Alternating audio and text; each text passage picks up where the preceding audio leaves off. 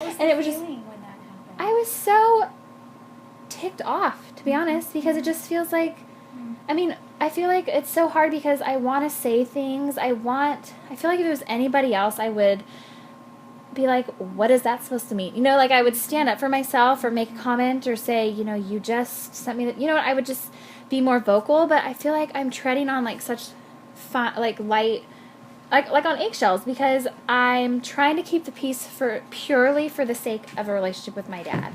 Because I feel like he's made it pretty clear that, like, this is his new wife, and if we have a problem with her, we have a problem with him. Like, he's said those words, which is heartbreaking, and this is where I get emotional. And so, and so I feel like I don't say anything, and every time she does stuff like that, I mean, those are just snide little comments.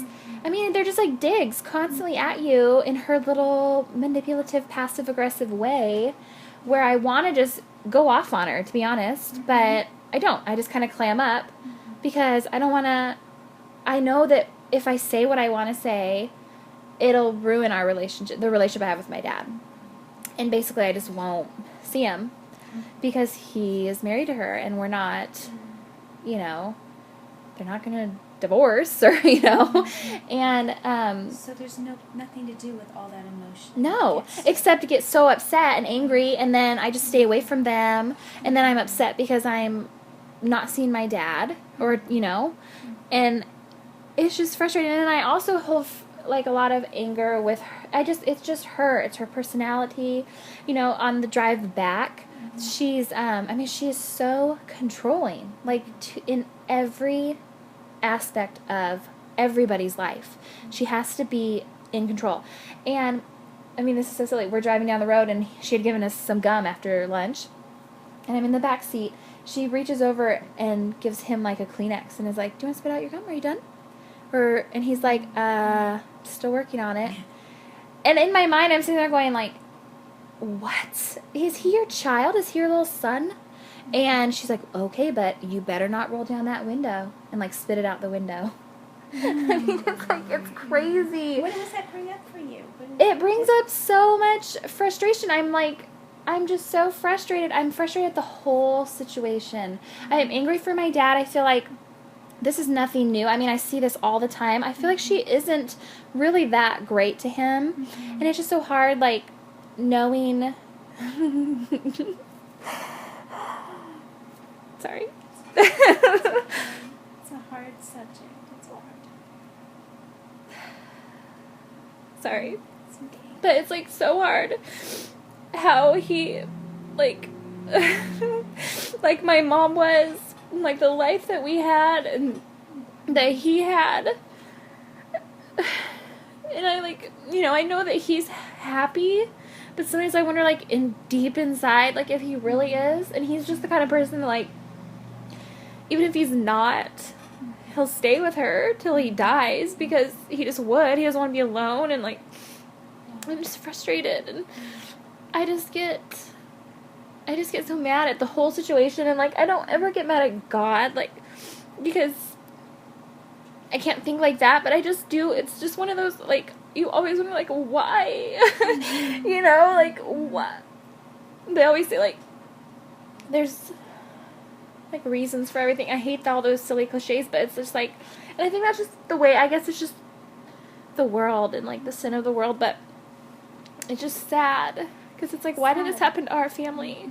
It's sad it's all tied in with, I think, the loss of your mom. Mm-hmm. It is. It completely goes back to that, and it's just, you know, just seeing somebody, like I said, like, the way that our life was, and, like, our whole, everything, their marriage was great, and he loved my mom so much, and, like, she was just so opposite of what he has now. And so it's so hard to see that and see him in that situation and me in that situation, and, like, the life that I should have now, you know? And it makes me angry that, like, I feel like I'm missing out so much on just I don't know, the family life that we would have had. Yeah. I hear you saying that there's a lot of grieving for what you didn't get to. Mm-hmm. The rest of your life. It was. Happily ever after of your family. Yeah. I mean, because really she was so young. We were so young. Like, I was 23 or whatever, 24 years old. Like, that was so young to lose a parent. And so much life to live that, like, we are missing out on, you know? That he's missing out on. And that I missed out on my sisters. I look at, like, my nephews, you know? It's just sad. I just feel like it's just not fair. And I know it's just life, but I really do struggle with it. Like, I don't know. I haven't dealt with it or something. You have a what? I haven't, like, dealt with it or something, but I don't know if I ever will. I just feel like it's kind of what it is. I mean, it's terrible to lose your parent. I think there's still a lot of grief there and a lot of sadness there, and I think with your when you're talking about your dad's wife, that there's not just the frustration and the seeing how his life is different now and that sadness, but also I think there's a fear of losing him. Yeah. There's a real big fear. You have to put up with all of this and stuff all of these emotions to save the relationship with him.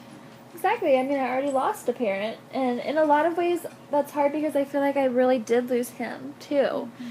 You know, he's physically here, but I feel like in so many ways it's not even the same person, like, that I know as a father. Right. You know?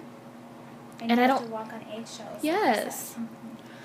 And I feel it's frustrating because, again, I'm not trying to just put all the blame on this one person, but he is so different when it's just like he and I. It does feel more like the dad that I know and love, and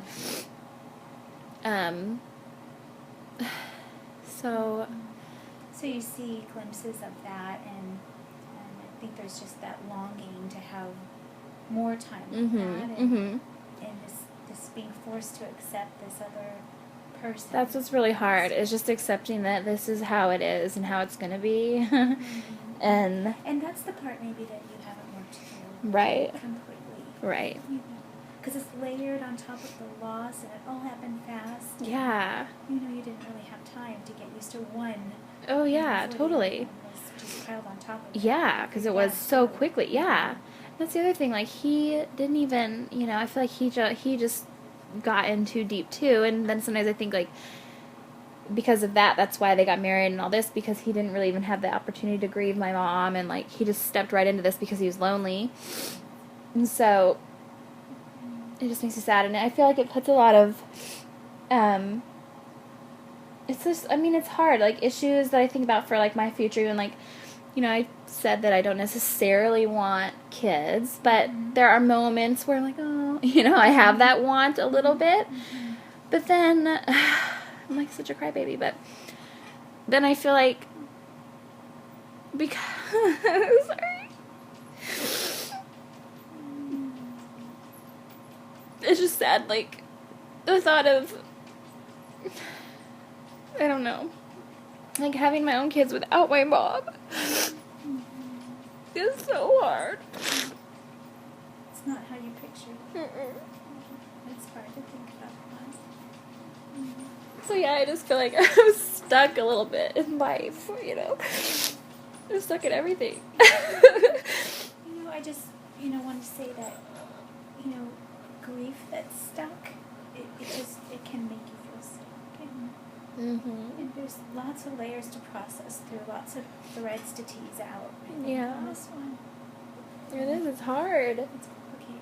It's so complicated, and I just never know, like, I don't think you ever really get, how do I work through stuff? Because it's like, she's never coming back, other than when we're with her in heaven, so I feel like, I'm just always going to feel like this. I'm always going to be sad, I'm always going to not like the situation, or, and his wife is not going to change. She's certainly who she is. I just feel like everything is just kind of, this is what it is, and that's what's hard for me to accept, like.